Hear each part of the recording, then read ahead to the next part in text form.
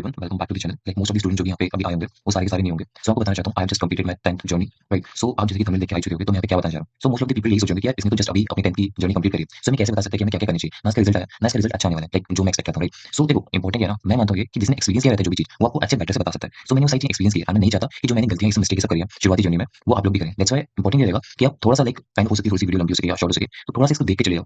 हो सकता है कि इससे आपको इन्फॉर्मेशन सब कुछ मिल जाए, आपके लिए बेटर हो सके।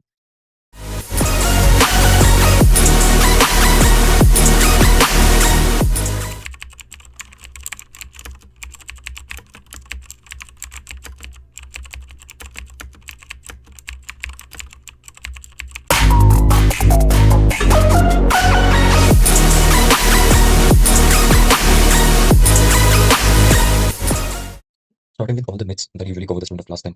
So क्या क्या myths रहेंगे class 10 के about, कौन start करता है? सबसे पहले आता है if your ninth wasn't gone good, you can't do better in class 10. So ये absolutely wrong है, because ninth is quite different as compared to 10th. ninth को अगर हम syllabus अगर हम देखें तो थोड़ा बहुत different रहता है। अगर हम देखें कुछ subject है जैसे मैथ्स है तो उसमें थोड़ा similar रहता है as compared to 10th. But entirely हम बोल सकते हैं थोड़ा बहुत different रहता ही है उसमें, right? So आप कभी भी compare नहीं कर सकते अपने 9 के marks को with 10 के marks को, क्योंकि दोनों में differentiation है, like there is a point of differentiation between them. So आप नहीं ऐसा बोल नहीं सकते, absolutely wrong है कि आप better नहीं कर सकते 10th में अगर आपका 9th अच्छी नहीं गई है तो. So it is important to understand that कि आप बहुत बढ़िया कर सकते हो 10th में as compared to the 9th. Second myth is 10th really hard or tough? सो अगर इसका आंसर है तो like it is very easy, like बहुत ही सिंपल वे में बताऊँ तो ये बहुत इजी होती है, ऐसा कुछ नहीं होता। बट लाइक ऐसा है कि काइंड ऑफ ये आपका बेस रहता है, आपका फाउंडेशन रहता है आपकी फ्यूचर जर्नी के लिए। तो रिलेटिवली आपको थोड़ा लाइक टफ तो नहीं बोल सकते, बट आपको ये सिखाता है how to build yourself, how to build like आपकी पर्सनैलिटी बिल्ड करना सिखाता है एक्चुअली। लाइक लोग बोलेंगे कि इसमें जो टफ सिलेबस रहता है, लॉन्ग सिलेबस रहता है, बट एक्चुअली एक ऐसा है कि आपको 1 ईयर पूरा मिलता है, तो उसमें आप इसको पूरा सिलेबस को कंप्लीट कर सकते हो। मोस्ट इंपॉर्टेंट थिंग इज वो आपको ये सिखाता है आपका कॉन्फिडेंस, आपका बिलीव अपने आप पे, वो सब कुछ सिखा रहा होता है। लाइक अगर आप एग्जाम देने जा रहे हो तो आपका कॉन्फिडेंस हो गया, आपका पूरी जर्नी में 10th की जर्नी में जो बिलीव कैसे होता है खुद पे, वो इंपॉर्टेंट होता है। तो ये सारी चीज सिखा रहा होता है। तो अगर टफनेस की अगर हम बात करें तो ये रिलेटिवली ईजी होता है, उतना अच्छा मतलब हम बोल नहीं सकते कि ज्यादा टफ होता है। कुछ क्वेश्चन ऐसे होते हैं जो ट्रिकी आते हैं, but so what is actually difference between 9 and class 10? So most important is to understand that जो क्लास 9 थी उसमें आपके जितने भी एग्जामिनेशन सब होते थे, जो भी एग्जाम्स होते थे, आपका स्कूल से कंडक्ट करवा होता था, स्कूल के टीचर्स ही चेक करते थे। बट अगर हम बात करें 10th में, आपको अपने जो भी एग्जाम्स रहता है, मेरी जो बोर्ड का एग्जाम है वो आपको दूसरे स्कूल में देना रहता है। सो इसमें ये समझना जरूरी है कि आपके स्कूल के टीचर आपकी कॉपी से चेक नहीं करते। हालांकि टीचर होता है और एक टीचर नहीं बल्कि कई सारी टीचरों से आपकी कॉपी जारी होती है, मतलब काफी ज्यादा टीचर्स होते हैं जो कि आपकी कॉपी चेक कर रहे होते हैं। सो इसमें ये समझना इंपॉर्टेंट है कि वो आपके स्कूल के टीचर नहीं होते कि आपको मार्क्स दे देंगे या मार्क्स नहीं देंगे। ये इंपॉर्टेंट होता है कि वो दूसरे टीचर्स होते हैं जो कि आपकी कॉपी चेक कर रहे होते हैं, उनके पास एक कॉपी नहीं बल्कि कई सारी कॉपीज होती है। सो काइंड ऑफ यही डिफरेंस होता है दोनों में, 9th एंड 10th में, कि आप 9th में स्कूल में एग्जाम दे रहे हो, वैसे 10th में आप दूसरे स्कूल में जाके दूसरे टीचरों से आपकी कॉपी सब चेक हो गया। तो बस यही होता है। एंड टफ की फिर से अगर बात करें तो टफ नहीं होता है, कुछ चीजें होती है जो कि ट्रिकी होती है, बट आपको थोड़ा सा डेप्थ में पढ़ना रहता है, क्योंकि इट इज सीबीएसई, वो कहीं ना कहीं से कुछ चीजें उठा के दे देता है, जिसके बारे में हम आगे बात करेंगे। नाउ द थर्ड मिथ है वो ये है कि should be study for longer hours like 10 to 11 hours study. So अगर इसके आंसर की अगर बात करें तो actually like what I usually prefer is that कि आपको इतना ज्यादा पढ़ने की जरूरत नहीं है। लाइक मैंने जैसे पहले बोला कि 10 इतनी टफ नहीं है, आपको इतना पढ़ने की बिल्कुल जरूरत नहीं होती है। इंपॉर्टेंट है कि अगर आप पढ़ भी रहे होता तो frequent break is very necessary, और मैं बिल्कुल प्रेफर नहीं करूंगा कि आप इनिशियली 10 से 12 घंटे पढ़ो। बिकॉज होता क्या है ना कि जब आप 10 से 12 घंटे पढ़ते हो शुरुआत ही में, आपको शुरुआत में मोटिवेशन रहता है कि आप शुरुआत में पढ़ लोगे, नया नया सिलेबस है, काइंड ऑफ इंटरेस्टिंग आपको लग रहा होता है, सो उस समय आप ज्यादा पढ़ लेते हो, बट उसके कुछ समय बाद आप एग्जॉस्ट हो जाओगे, आपको दोबारा पढ़ने का मन नहीं करेगा। सो इसलिए आप छोटे सेशन रखो या कम पढ़ो, 4 से 5 घंटा इज इनफ, लिटरली इनफ। उसमें जितना सिलेबस है एक साल के अंदर आप इजीली कवर कर सकते हो। एंड इंपॉर्टेंट ये है कि आप अगर लॉन्ग स्टडी सेशन रख रहे हो सो उसमें फ्रीक्वेंट ब्रेक बीच में रखो जहाँ पे आप एंजॉयमेंट कर सकते हो, and that is more important. And short study session is more effective क्योंकि you have to manage everything, like school में जाना है and study भी करना है, some like student used to go to the coaching, तो something इसको manage करने के लिए आपको ज्यादा सेशन की जरूरत बिल्कुल नहीं है। शॉर्ट सेशन रखो, इजीली हो जाता है, 3 से 4 घंटे में भी इजीली कवर हो जाता है। Now we gonna move to the next topic, that is how to start class 10th। So initially अभी बहुत सारे लोगों के जो भी 10th में हैं उनके स्कूल स्टार्ट हो गए होंगे, या बहुत सारे लोग के अभी तक स्टार्ट नहीं होंगे। अभी आप लोग क्या करोगे कि इंटरनेट पे सर्च करोगे, यूट्यूब पे सर्च करोगे कैसे क्लास 10th स्टार्ट करें, कैसे प्रिपेयर करें, कैसे सब्जेक्ट को अलग अलग डिवाइड सेगमेंट में डिवाइड करें, कैसे पढ़ें। सो मेरे हिसाब से जैसे मैं अगर आपको बताऊं, सो बिल्कुल स्ट्रेस मत लेना। बहुत सारे लोग क्या वीडियोस देखोगे तो आपको ऐसा लगेगा कि बहुत ही ज्यादा डिफिकल्ट है, या बहुत सारे लोग ये भी बताते हैं कि ईजी होता है। सो मैं वही प्रेफर करता हूँ कि क्लास 10th ईजी, बिल्कुल स्ट्रेस मत लो शुरुआत में। सारे सब्जेक्ट को एक बार ओवरव्यू ले लो सब कुछ। आपको जैसे 9th में होगी तो किसी सब्जेक्ट में आपको डिफिकल्टी आई होगी, जैसे कि अगर मैं मेनली अगर हम बात करें हिंदी और इंग्लिश में डिफिकल्टी आती है, क्योंकि अगर आप डिफरेंट दूसरे सब्जेक्ट की अगर बात करते हो तो वहाँ पे डिफिकल्टी आना थोड़ा सा, लाइक अगर 9th की अगर बात करें तो डिफिकल्टी आ सकती है, लेकिन वो 10th में उतना रेटेड नहीं होता है, क्योंकि उसका सिलेबस थोड़ा सा डिफरेंट होता है। जैसे अगर आपको हिंदी इंग्लिश में डिफिकल्टी आ रही है, सो ये 10th में थोड़ी बहुत डिफिकल्टी बन सकती है, क्योंकि आपको इंग्लिश और हिंदी में थोड़े से कीवर्ड हो गया, आपको ज्यादा बेटर लैंग्वेज चाहिए होती है, तो अभी से उस पर काम करना शुरू करने लग जाओ। ये ध्यान से सुनना जरूरी है आपको, क्योंकि ये मोस्ट इंपॉर्टेंट होता है, मोस्ट स्कोरिंग होता है सब्जेक्ट, तो आप इजीली इस पर वर्क कर सकते हो, अभी से करना जरूरी है। अभी आपको लगेगा कि मेरे पास बहुत कुछ है करने के लिए, लेकिन अगर मैं बात करूं जब आप धीरे धीरे जितना बोर्ड करी पाएंगे आपके, तो आपको लगेगा कि यार उतना टाइम मेरे पास होता ना जितना पहले था, मैं बहुत अच्छा कर पाता। तो इसलिए जो भी आपकी अभी आपको लगता है कि यार ये मेरी, जैसे मैंने बोला कि ओवरव्यू ले लो सारे सब्जेक्ट का, जहां पे आपको थोड़ा डिफिकल्टी सब लगती है, उसे आप देखो और उसे अभी से काम करने लग जाओ। बाद में आते धीरे धीरे इंप्रूव आराम से हो जाएंगे। नहीं तो आप जब बोर्ड करी पाएंगे तो आप सोचोगे काश मेरे पास वो टाइम होता। तो अभी स्टार्ट करो, इज इंपॉर्टेंट। एंड वही जैसे मैंने बोला कि ज्यादा मत पढ़ो, जितना पढ़ो उसे इफेक्टिवली पढ़ो, उतना चीज समझो। सबसे ज्यादा इंपॉर्टेंट क्या होता है कि सीबीएसई वाले करते क्या है कि आप जो भी पढ़ रहे हो ना उसमें से कोई भी आपका पेज है उसमें से कुछ भी लाइन उठा के दे देते हैं। आजकल तो अजर्शन रीजन काफी ज्यादा लगे, तो उसमें क्या करते हैं कुछ लाइन से उठा देते हैं, तो जो भी आप पढ़ रहे हो उसे डेप्थ में मतलब उतना तो नहीं, काइंड ऑफ कि आप अच्छे से समझ पा रहे हो कि क्या क्या लाइन लिखी हुई है, क्या क्या उसमें कंटेंट है एंड क्या क्या बोलना चाह रहा है। सो इसलिए काफी अच्छा रहेगा कि आप लाइन बाय लाइन अच्छे से सब कुछ पढ़ो। कम पढ़ो is more than enough, and like अच्छे से पढ़ो is like relatively very good, super good, like it is good कि आप जितना पढ़ो उसे अच्छे से पढ़ो। And one of the most important thing is that, जहाँ पे मैंने भी लाइक किया इस बार काफी ज्यादा, लाइक मेरे जो लाइक माइंडसेट था कि यार मेरे को शुरुआत में काफी अच्छा स्कोर करना है, वो सब को लेके मैंने लाइक काफी अच्छा डिसीजन बना लिया था कि मेरे को इतना अच्छा स्कोर करना है, काफी हाई स्कोर करना है, उसके हिसाब से मैंने पढ़ा भी। लेकिन जहाँ पे मैं लैग कर गया वो था time management. So most important कि आप जो भी आप कर रहे हो ना, अभी तो खैर अभी आप स्टडी करो जितना कर रहे हो, बट एग्जाम आते आते आपको टाइम मैनेजमेंट सीखना बहुत ज्यादा जरूरी पड़ेगा। इसके लिए इसमें की पॉइंट को हाईलाइट करना चाहूंगा जो कि होता है आपकी राइटिंग स्किल। राइटिंग जिसकी खराब है तो अपनी राइटिंग स्किल पे इंप्रूव कर सकता है, अभी से कर लो। And at the same time आपको जो भी पढ़ रहे हो, जैसे कि आप हिस्ट्री पढ़ रहे हो, साइंस पढ़ रहे हो या कोई भी चीज पढ़ रहे हो, तो उसमें लिखना इज मोस्ट इंपॉर्टेंट। आपकी राइटिंग स्पीड इंप्रूव होनी चाहिए, राइटिंग स्पीड काफी अच्छी होनी चाहिए एंड लिखना इज मोर इंपॉर्टेंट। वहाँ पे आप पढ़ तो लोगे सारी चीजें लेकिन लिख नहीं पाओगे। इंपॉर्टेंट आपको होता है कि आप सोचते रहोगे क्या क्या लिखना है, पढ़ने में बहुत अलग होता है, आपके माइंड में सब कुछ होता है, लेकिन जैसे ही आप लिखना चालू करते हो तो आपका हैंड एंड माइंड जो कोऑर्डिनेट करता है तो डिफरेंटली करता है। इसलिए जो भी आप पढ़े हो उसे लिखो is more important. Writing habit is important. So इसी से आप ऐसे स्टार्ट कर सकते हो, स्टेप बाय स्टेप स्टार्ट कर सकते हो, लेकिन लिखना is more important. Now the other topic is like मैं काफी फ्रेंकली बोलूं तो ये टॉपिक सबसे ज्यादा पॉपुलर टॉपिक है कि which book to choose. So actually अगर मैं इस क्वेश्चन की अगर मैं बात करूँ ना तो यही रॉन्ग होता है कि which book to choose. Actually CBSE आपको सारी सारी बुक्स प्रोवाइड करता है जो कि एनसीईआरटी बेस्ड होती है। हालांकि इसमें कुछ ऐसा कंटेंट होता है कि जो कि समझ नहीं आता।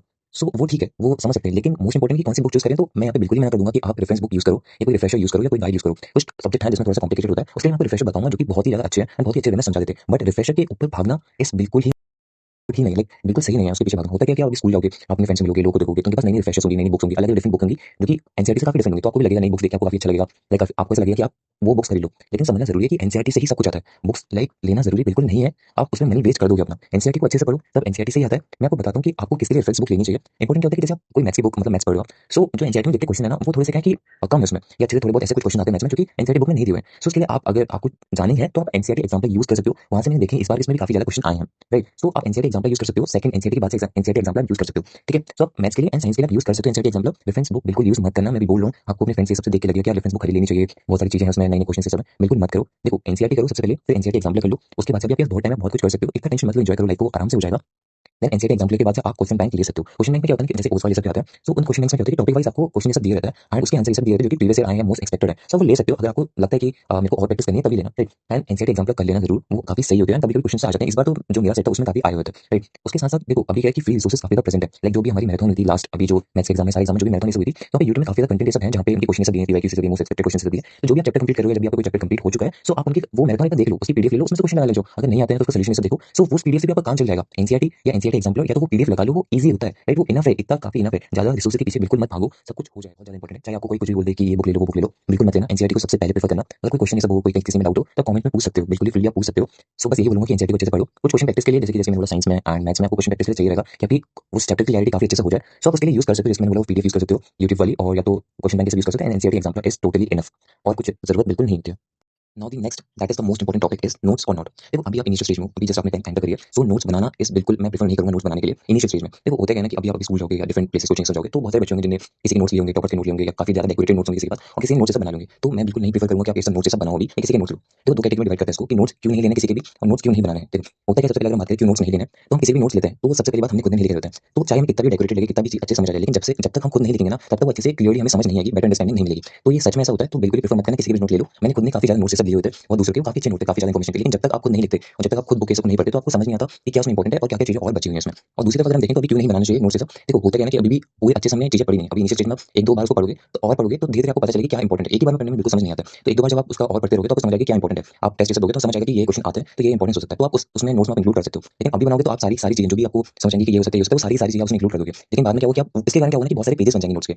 लेकिन नोट्स ये होता है इसमें आप पूरे एक काइंड ऑफ माइंड में होता है जहाँ पे आप उसको बस पढ़ो तो आपको पूरा चैप्टर याद आ जाए, कुछ की पॉइंट्स होते हैं इसमें। तो अभी जो आप बनाओगे इसमें पूरा का पूरा ही पेज लिख दोगे, जो भी लिखा होगा सब कुछ उसमें लिख दोगे। इसलिए इंपॉर्टेंट कि जब आप 3 4 बार उसको पढ़ो या थोड़ा 1 2 महीने हो जाए उसके बाद नोट्स बनाना प्रेफर मैं करता हूँ ऐसा, क्योंकि वो तभी इंपॉर्टेंट होता है, नहीं तो शुरुआत में आप सब कुछ ही लिख दोगे।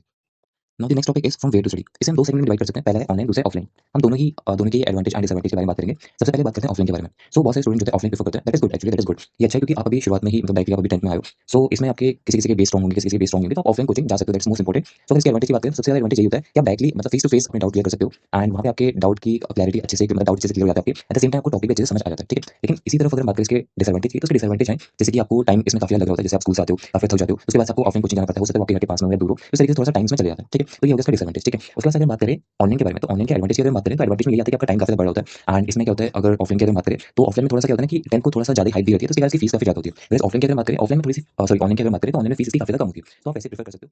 नाउ अगर हम बात करें ऑनलाइन के डिसएडवांटेज की, तो ऑनलाइन बैचेस अगर डिसएडवांटेज की बात करें इसकी, तो होता है ना कि उसी पर्सन को ऑनलाइन बैचेस प्रेफर करना चाहिए जो कि काफी ज्यादा कॉन्फिडेंट है कि वो डिसिप्लिन रहेगा इस पूरी जर्नी में। होता है कि जब ऑनलाइन बैच खरीद तो लेते हैं, शुरुआत में बहुत ज्यादा इंटरेस्ट होता है कि वो कर लेंगे, अच्छे से बैच क्लासेस अटेंड करेंगे, रेगुलर टेस्ट करेंगे, बट धीरे धीरे आते आते बोर हो जाते हैं लोग, सब स्टूडेंट बोर हो जाते हैं एंड वो क्लासेस अटेंड नहीं करते, रेगुलर क्लासेस तो होती है बट वो अटेंड नहीं करते। तो regularity eight the same time discipline बहुत इंपॉर्टेंट है। अगर जिसमें भी डिसिप्लिन है कि वो लॉन्ग आवर तक बैठ सकता है, उसको स्टडी कर सकता है, तो वही बेस्ट है। एट द सेम टाइम इस टाइम पे क्या होता है ना कि जब आप एक स्क्रीन टाइम आप इंक्रीज कर देते हैं ऑनलाइन पेजेस से, एट द सेम टाइम आपका जो सोशलाइजेशन होता है, वो दूसरों से मिलना है सब, वो काफी कम हो जाता है। वैसे ऑफलाइन की बात करें, वो ऑफलाइन में काफी बेटर होता है। आप दूसरों से मिलते हो, आप दूर कहीं जा रहे हो तो नए नए पीपल आप उनसे मिल रहे हो, नए एक्सपीरियंसेस कर रहे हो, तो that is more important. And दूसरी तरफ अगर एडवांटेज की अगर बात करें ऑनलाइन पेजेस की, तो एडवांटेज ये होता है कि इसकी फीस जो है काफी कम होती है। बेटर टीचर है आजकल तो, एंड यूट्यूब पे भी फ्री कंटेंट मिल जाता है आपको, यूट्यूब पूरा फ्री है जैसे कि अगर बात करें। और बैचेस भी अगर बात करें ऑनलाइन में, टीचर बहुत ही अच्छे हैं, एंड जैसे जैसे टेक्नोलॉजी सब आ रही है, तो वहाँ पे 24/7 डाउट क्लियरिंग सेशन भी काफी ज्यादा होते हैं, ठीक है।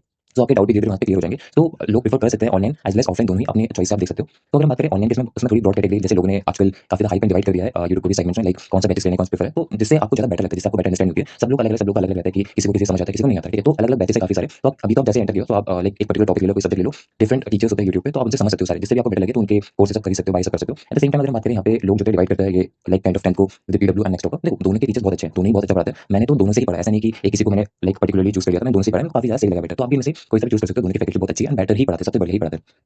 तो आप लोग के लिए ये इंपॉर्टेंट रहेगा कि आप किसी की भी बातों में ना हो कि ये बैच अच्छा है, ये वो वाला बैच अच्छा है। कुछ टॉपिक सर्च करो यूट्यूब पे एंड उनके लेक्चर देखना स्टार्ट करो, डिफरेंट डिफरेंट टीचर्स के लेक्चर देखो। अभी आपके पास काफी टाइम है, जिससे आपको बेटर समझ आता है, जिससे लगता है कि आप एकदम कनेक्शन बिठा पा रहे हो, तो उनका जो है बैच परचेज कर सकते हो, उनसे पढ़ना स्टार्ट कर सकते हो। नाउ जो हमारा नेक्स्ट टॉपिक है वो है how to manage studies with school. देखो अगर वेरी फ्रेंकली बोलूं तो शुरुआत में आपको ऐसा लगेगा, बहुत ही ज्यादा काइंड ऑफ ऐसा लगेगा कि आप बहुत ही ज्यादा टफ पढ़ रहा है, 10 काफी ज्यादा टफ है, कैसे मैनेज करेंगे स्कूल के साथ। देखो इजी होता है, बहुत सारे स्कूल ऐसे होते हैं जहाँ पे ऐसे मतलब बहुत सारी डिफरेंट डिफरेंट एक्टिविटीज करवाते हैं, तो उसके कारण थोड़ा सा बच्चों को स्ट्रेस हो जाता है। बट वेयर स्कूल बात करें तो वहाँ पे बिल्कुल ही ज्यादा प्रोजेक्ट नहीं मिलते, डिफरेंट और एक्टिविटीज ऐसे नहीं करवाते। तो इसकी सिंपल स्ट्रेटेजी होती है, अभी तो रेगुलरली स्कूल जाओ, अभी तो एंजॉय करो, स्कूल जाओ, ठीक है, अपने फ्रेंड्स से मिलो, अच्छे से पढ़ो, ठीक है। And most important is that कि आप जो भी आप स्कूल ये सब जा रहे हो, तो अपने जो टॉक्सिक फ्रेंड्स होते हैं, मतलब जो आपको ऐसे बोलते हैं कि भाई तू तो कर लेगा, मैं तू तो कर लेगी, इस तरीके से, तो उनसे थोड़ा सा दूर रहो, या अगर वो बोलते हैं ऐसा तो बिल्कुल ही बोलो हाँ ठीक है हम लोग कर लेंगे, लाइक सो इस तरीके से आप कर सकते हैं। तो होगी थोड़ी दूर की बात, लेकिन अगर बात करें कैसे मैनेज करना इज इंपॉर्टेंट, कि देखो अभी तो रेगुलरली जाओ स्कूल, लेकिन जैसे ही होता है, जैसे ही आपके एग्जाम से नियर आएंगे, तो आप ऐसे कर सकते हो, जो भी वीकेंड का डेज होता है, जैसे कि आपका सैटरडे से होते हैं, सो उसमें आप जो है हॉलिडेज ले सकते हो। इंपॉर्टेंट है कि आप स्लीप लो 8 घंटे की, तो मतलब 8 आवर स्लीप तो आपको लेनी ही लेनी है मिनिमम, ठीक है। सो उसके बाद से जितना भी आपको टाइम मिलता है, जैसे 2 घंटे मिलते हैं, 3 घंटे मिलते हैं, जितना भी टाइम आपको मिलता है उसमें अच्छे से पढ़ाई करो। चाहे आपको 1 घंटा मिल रहा है, जो भी स्कूल में है उसको रिवाइज करो, जो भी होमवर्क मिला है उसे कर लो, एंड एट द एंड आपको क्या करना है, जितना भी आपको टाइम मिल रहा है उसमें से अच्छे से पढ़ लो, is more important and more enough. Now जो नेक्स्ट टॉपिक है वो है daily plans and backlog to cover.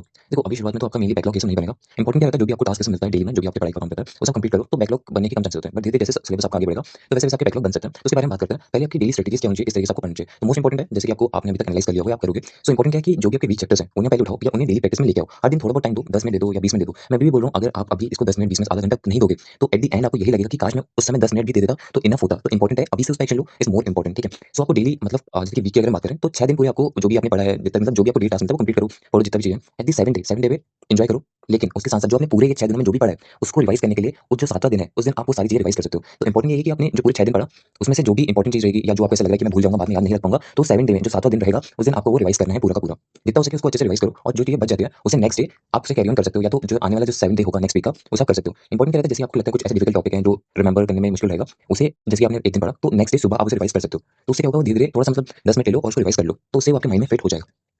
And अगर हम बात करें बैकलॉग की सबकी, तो देखो बैकलॉग हो सकता है आपके बने या ना बने, लेकिन इंपॉर्टेंट अगर आपके बैकलॉग बन रहे हैं तो जो 7 डे है ना, जैसे मैंने बोला, तो 7 डे के साथ साथ अगर आपके बैकलॉग बन गए तो 6 डे मतलब जो 6th डे होगा तो सैटरडे एंड संडे उसको आप बैकलॉग के लिए डिवोट कर सकते हो पूरा पूरा। इंपॉर्टेंट ये रहेगा कि आप अगर आपके बैकलॉग बने तो सिर्फ ये जो आपके 5 दिन होंगे ना उसमें उसको कवर मत करो बिल्कुल ही। जितना उसे बैकलॉग को खत्म करना चाहोगे उन 5 दिनों में आप और बैकलॉग क्रिएट करोगे, तो जब आपका वो पूरा कंप्लीट होता है जो भी आपका डेली टास्क है, देन बैकलॉग पे जाओ अगर आपके पास टाइम है। अदरवाइज तो सैटरडे एंड संडे जो है आप पूरा उसके लिए डिवोट कर दो, धीरे धीरे आपके बैकलॉग आराम से क्लियर हो जाएंगे और बिल्कुल स्ट्रेस मत लेना इस पे। अगर हम बात करें रिवीजन स्ट्रेटेजीज की, सो ये सेम ही रहेगा जैसे मैंने पहले बोला कि आप 7 डे जो होगा आपके एक वीक में, जिसकी जो भी संडे होगा या सैटरडे उसे आप डिवोट कर सकते हो रिवीजन के लिए। लेकिन सबसे इंपॉर्टेंट होता है कि अभी शुरुआत में हो तो आप वो इतना पूरे 5 दिन या 6 दिन पढ़ोगे, एंड जो 7 डे जो कि संडे रहेगा उस दिन आप उसको रिवाइज करोगे तो पीछे आप भूलते रहोगे। इसलिए इंपॉर्टेंट रहता है रिवीजन स्ट्रेटेजीज में कि आप एक जैसे कि आप कोई भी टॉपिक से पढ़ो, आपको लग रहा है कि डिफिकल्ट है तो कहीं उसमें से कीवर्ड्स आप निकाल सकते हो, जिससे क्या करोगे आप पूरा उस पेज को ना रिवाइज करो। अभी तो इंपॉर्टेंट ये रहेगा कि आप जितने बार उस पेज को पढ़ सकते हो, जितने बार कोई चीज को पढ़ सकते हो, पूरा पूरा इंपॉर्टेंट, क्योंकि आपके पास अभी 1 साल है। लेकिन एट द एंड जब आपके पास टाइम नहीं रहता है तो तब आप वो जो कीवर्ड्स सब काइंड ऑफ नोट्स ये सब जो है आप उनका यूज कर सकते हो। तो अभी तो मेरा मानना ये रहेगा कि आप लोग जो भी आप पढ़ो उसे पूरा अच्छे से पढ़ो, कहीं पे भी मिस मत करो, जितने बार पढ़ सकते हो उतने बार अच्छे से पढ़ो एकदम, कि आपको अच्छे से चीजें समझ आए, आपके दिमाग में बैठ जाए, ठीक है। मैं रटने को नहीं बोल रहा हूँ, चीजों को समझो इज मोर इंपॉर्टेंट, ठीक है। उसके बाद जैसे रिवीजन की अगर बात करें तो आपने जो रात को कुछ पढ़ा या दिन भर में कुछ पढ़ा, then on the next day आपको अर्ली मॉर्निंग, थोड़ा ये बोला जाता है कि अर्ली मॉर्निंग पढ़ने से वो याद आता है, तो आप थोड़ा बहुत जैसे स्कूल जा रहे हो या स्कूल नहीं है तो अर्ली मॉर्निंग जो आपने रात को पढ़ा था थोड़ा सा एक बार दोबारा से पढ़ लो, तो अभी ये सही रहेगा क्योंकि आपके पास काफी टाइम है, आराम से हो जाएगा। अगर बाद में देखोगे तो आपको काफी ज्यादा वो चीजें टफ लगने लगेंगी, इसलिए अभी से थोड़ा बहुत टाइम निकालो, उसको रिवाइज कर लो तो इजीली आपके दिमाग में अच्छे से बैठ जाएगा। सो ऐसा है ना कि यूट्यूब जो है आप सबके पास अवेलेबल है, लाइक उसमें लाइक ऐसा नहीं है कि खाली इसमें स्टडी कंटेंट ही होता है, बहुत सारे कंटेंट सब होता है। इसके कारण मोस्ट इंपॉर्टेंट क्या होता है कि इफेक्टिवली यूज करने से ज्यादा हमसे काफी डिस्ट्रैक्टेड होता है। सो बस एक दिमाग में फिट करो कि आप इस डिस्ट्रैक्शन को रिमूव करना है। मैंने भी अपनी जब जर्नी थी मेरी पूरे टेंथ की, तो शुरुआत में मैं भी काफी डिस्ट्रैक्टेड था इससे, लेकिन जैसे एग्जाम क्लोज आए मैंने ये सारी डिस्ट्रैक्शन को बंद कर दिया। तो आप लोग को भी अभी तो स्टार्ट करना है, धीरे धीरे अपना स्क्रीन टाइम से रिड्यूस करो एंड कम से कम करो स्क्रीन टाइम को, जिससे क्या होगा ना कि आप इसे इफेक्टिवली यूज कर पाओगे। उसके लिए आप क्या कर सकते हो, जैसे बहुत सारे जो स्टूडेंट्स होते हैं वो शॉर्ट एडिटर होते हैं, सो आप वहाँ से हिस्ट्री बंद कर सकते हो। हिस्ट्री से क्या होगा कि आपके जो भी शॉर्ट ये सब होंगे वो सारे सारे बंद हो जाएंगे। तो इंपॉर्टेंट ये होता है एट द सेम टाइम जिन्हें आपने पहले सब्सक्राइब कर रखा था, मतलब जो भी ऐसे चैनल्स होते हैं जहाँ पे आप अपने एंजॉयमेंट कंटेंट ऐसा देखते हो उन्हें अनसब्सक्राइब कर दो, या आपकी जर्नी जो है 10 की जर्नी काफी ज्यादा आपके लिए इंपॉर्टेंट है, क्योंकि आपको फाउंडेशन आपके लिए फाउंडेशन है। सो इंपॉर्टेंट है कि इसमें अच्छे से आप पढ़ो, जिससे क्या होगा ना कि आपका बेस बन जाएगा, बेस क्रिएट हो जाएगा, क्या एक प्रोडक्टिव अपना प्रोडक्टिव सेशन बना सकते हो स्टडी का। एट द सेम टाइम आप एक काफी स्ट्रॉन्ग मेंटालिटी के साथ स्टडी कर सकते हो, तो वो इंपॉर्टेंट है। इसलिए वो सारी यूट्यूब चैनल को for the only for 1 year in सबको हटा दो और आप सब्सक्राइब कर दो यूट्यूब चैनल्स को, जैसे कि जो कि स्टडी कंटेंट देते हैं। इससे आप अगर आप कभी भी यूज करते हो यूट्यूब को, तो आप उसमें वो सारी स्टडी कंटेंट ही देखो, राइट। सो अगर हम बात करें इसको इफेक्टिवली कैसे यूज करें, सो होता है ना कि जब भी हम कोई चैप्टर से पढ़ते हैं तो हमें क्वेश्चन प्रैक्टिस के लिए यूजुअली चाहिए होता है, एंड देन बाकी बुक के लिए सभी लाइक प्रॉपर एक्सप्लेनेशन नहीं होता है, क्वेश्चंस भी नहीं होते। सो आप क्या कर सकते हो कि यूट्यूब का इफेक्टिवली इसमें यूज कर सकते हो, कैसे जो भी आपने चैप्टर से पढ़ा है उन सबको एक बार अच्छे से पढ़ लिया आपने, जैसे क्वेश्चन प्रैक्टिस करने के लिए उसको डायरेक्टली सर्च कर सकते हो, चैप्टर के क्वेश्चन प्रैक्टिस पीवाईक्यू आप इस तरीके से लिख सकते हो, तो आपको काफी ज्यादा वहाँ पे उसके क्वेश्चन प्रैक्टिस डिफरेंट चैनल्स आपको मिल जाएंगे, तो आपकी वहाँ पे अच्छी प्रैक्टिस हो जाएगी। तो इफेक्टिवली इसी तरीके से यूज कर सकते हो, वो चैप्टर को बड़े अच्छे से देन उसके अपने टेस्ट देने के लिए और उसकी ब्रॉड नॉलेज लेने के लिए पीवाईक्यू से सॉल्व कर सकते हो फ्रॉम द यूट्यूब। ना जो लास्ट है वो लाइक मैं अपने एक्सपीरियंस बता रहा हूँ कि क्या-क्या लाइक मेरी जर्नी में मेरे को एक्सपीरियंस हुआ था। लाइक मैंने भी स्टार्टिंग में यही लाइक ड्रीम था मेरा कि 95 प्लस लाना है, बट जो कि एक्चुअली मेरे को लगता नहीं कि वो पूरा हुआ होगा, क्योंकि मैंने काफ़ी सारी मिस्टेक सब की एग्जाम्स में। सो वो मैं नहीं चाहता कि आप लोग भी करो, अपनी पूरी जर्नी में करो। ऐसा नहीं था कि पूरे साल मैंने स्टडी की, मैंने बहुत बढ़िया अच्छे से स्टडी करी थी, मैंने पूरी एनसीईआरटी को अच्छे से पढ़ा था, एक-एक लाइन को पढ़ा था, बट वही होता है ना कि एट द एंड आपको जो अचीव करना रहता है वो नहीं हो पाता, उसको काफ़ी टाइम लग जाता है। सो दैट्स लाइक उसको छोड़ो, लेकिन मोस्ट इंपोर्टेंट इज दैट कि मैं अपने एक्सपीरियंस से बता रहा हूँ कि आपको क्या-क्या गलती नहीं करनी चाहिए। तो सबसे पहला कि बिल्कुल स्ट्रेस मत लो, एन्जॉय करो, आराम से हो पाएगा। इंपॉर्टेंट ये है ना कि जो 10th है वो आपकी फाउंडेशन होता है, आपको सिखाने के लिए होता है एक्चुअली, राइट। सो इसके अभी तो मतलब इसमें ज़्यादा ब्रॉडली नहीं जाऊँगा, बस आप ये समझो कि यार बिल्कुल स्ट्रेस मत लो, ईज़िली आराम से पढ़ो, ठीक है। Eight the same time important ये रहेगा कि आप जितना भी पढ़ो उसे अच्छे से पढ़ो। तो मेरे टीचर ने मेरे को एक सजेस्ट की थी एक स्ट्रेटजी, जो कि काफी ज्यादा यूजफुल थी मेरी जर्नी में। लाइक जब भी आप पढ़ो कोई भी चीज तो उसे ऐसा पढ़ो कि आपका नेक्स्ट एग्जाम है, तो जिससे क्या होगा कि आपके अंदर एक काइंड ऑफ लाइक मोटिवेशन रहेगा, एट द सेम टाइम थोड़ा सा रहेगा कि यार कल एग्जाम है तो आपको बेटर तरीके से पढ़ पाओगे, वो एक माइंड में मेंटली आप प्रिपेयर हो गया, कल एग्जाम है तो उस तरीके से मेरे को पढ़ना है, राइट। सो हर दिन ऐसे सोचो इस तरीके से पढ़ो कि आपका नेक्स्ट एग्जाम है, राइट। सो देन यार second is socialize yourself, right. अभी से ही मैं समझो कि 10th इज वेरी डिफिकल्ट, सो अभी से एकदम घर में बंद हो जाओ, पढ़ना स्टार्ट कर दो, ठीक है। ऐसा बिल्कुल मत करना, घूमो आराम से, बाहर खेलने जाओ, लोगों से मिलो, एंड लाइक ये इंपॉर्टेंट है क्योंकि वैसे मैंने बोला कि यार 10th इज अ फाउंडेशन। अभी से आप अपने आप को इस तरीके से प्रिपेयर करोगे तो आपकी जो 10th के बाद जो जर्नी आएगी वो इससे भी ज्यादा डिफिकल्ट है। सो अभी जो लाइफ है ना आपकी, जो चाइल्डहुड की जो आपकी एज है अभी, उसे अच्छे से एंजॉय करो, ठीक है। एंड 10th में लोगों से मिलो एंड बढ़िया घूमने जाओ, ऐसे नहीं कि अपने आप को घर में बंद करो। हाँ, जब आपके एग्जाम से समय आएंगे तब आप कर सकते हो कि थोड़ा बहुत ज्यादा स्टडी करो, लेकिन socialize yourself, right. It's most important, right. So then we have third is time management and writing practice. देखो टाइम मैनेजमेंट बहुत ज्यादा इंपॉर्टेंट है, आप जितना भी स्टडी करो उसमें अपने टाइम को अच्छे से मैनेज करो, वेस्ट मत करो। Eight the same time writing practice करो, जैसे कि मैंने आपको अर्लियर बताया कि writing practice is most important, right. तो राइटिंग प्रैक्टिस करनी है। देन फोर्थ, देखो फोर्थ में आता है कि डोंट स्टडी मच। वैसे अभी मैं बोल रहा हूँ कि अभी ज्यादा पढ़ने की जरूरत नहीं है, जितना भी पढ़ो उससे अच्छे से पढ़ो कि आपको समझ आ जाए, ठीक है। ज्यादा पढ़ोगे तो एट द एंड आपको फिर ऐसा लगेगा कि बोरियत से होने लगी, राइट। तो आराम से पढ़ो, जिससे इंटरेस्ट जो है उसमें ज्यादा काफी ज्यादा बढ़ जाए, राइट। देन फिर इसी में एक और don't run for motivation. Important है ना कि अभी तो ठीक है, अभी तो आपको इनफ मोटिवेशन आ रहा है, जैसे आप और पढ़ोगे तो आपको बोरियत होने लगेगी, तो आप यूट्यूब पे सर्च करोगे मोटिवेशनल वीडियोस। सो ये बिल्कुल मत करना, अपने अंदर डिसिप्लिन रखना, तो एक टारगेट सेट कर लो कि यार ये टारगेट अचीव करना है। सो पर्टिकुलरली रोज उसे उसके बारे में सोचो, वही आपका इनर मोटिवेशन बन सकता है, राइट। सो मोटिवेशन के भागना, मोटिवेशन वीडियोस देखना, तो दैट इज लाइक बिल्कुल प्रेफर नहीं करूंगा, बिल्कुल सही नहीं था। अपने एक डिसिप्लिन लेके आओ कि मेरे को गोल अचीव करना है, ठीक है। Then we have the fifth one is and believe in yourself. अभी इस जर्नी में ना आपको काफी अप एंड डाउन देखने पड़ेंगे, काफी बार ऐसे होगा कि आपके काफी अच्छे मार्क्स आ रहे हैं, द सेम टाइम काफी बार ऐसे होगा कि आपके बिल्कुल मार्क्स नहीं आ रहे। सो इस जर्नी में अपने आप पे बिलीव करो and be confident, right. Then we have six is avoid distractions. Avoid distraction क्यों? क्योंकि मोस्ट ऑफ द टाइम अभी तो ठीक है हम एंजॉय कर सकते हैं, बट जैसे एग्जाम आएंगे तो वो डिस्ट्रैक्शन काफी ज्यादा बढ़ जाता है, इसलिए जो भी ऑनलाइन जो भी डिस्ट्रैक्शन होते हैं उन्हें बंद कर दो, लिटरली बंद कर दो। एट दैट अभी तो इनिशियली आपको लगेगा कि यार सही है, कोई मतलब उसमें कोई दिक्कत नहीं है, बट जब एग्जाम आएंगे और जब पूरा होल ईयर ऐसे ही बर्बाद कर दो इस डिस्ट्रैक्शन में, तो जब एग्जाम खत्म हो जाएगा ना आप सोचोगे कि यार काश वो जो एक 1 ईयर का पीरियड था उसमें अच्छे से अगर स्टडी कर लेते तो काफी अच्छा होता। तो इसलिए अभी से डिस्ट्रैक्शन को कम करना, लाइक काफी ज्यादा कम कर दो, एंड एक शेड्यूल बना लो, उसी शेड्यूल को रोज रूटीन काइंड ऑफ उसको ही लाइक रेगुलरली उसी को वर्क करो, एंड उसी के तौर पे आप अपना दिन भर कैसा काम करो। सो नाउ मैंने आपको सारी सारी चीज़ें बता दी हैं जो कि मेरे को शेयर करनी थी, एंड वीडियो यहीं पे एंड करते हैं। अगर आपको कोई भी क्वेश्चन हो तो कमेंट बॉक्स में पूछ सकते हो, एंड इंपॉर्टेंट ये रहेगा आपके लिए कि आप स्टार्ट करो, मेहनत करना स्टार्ट करो, एंड जो भी चीज़ें हैं अच्छे से करो। So all the best for your future journey, and stress बिल्कुल मत लेना, सब कुछ हो जाएगा। All the best.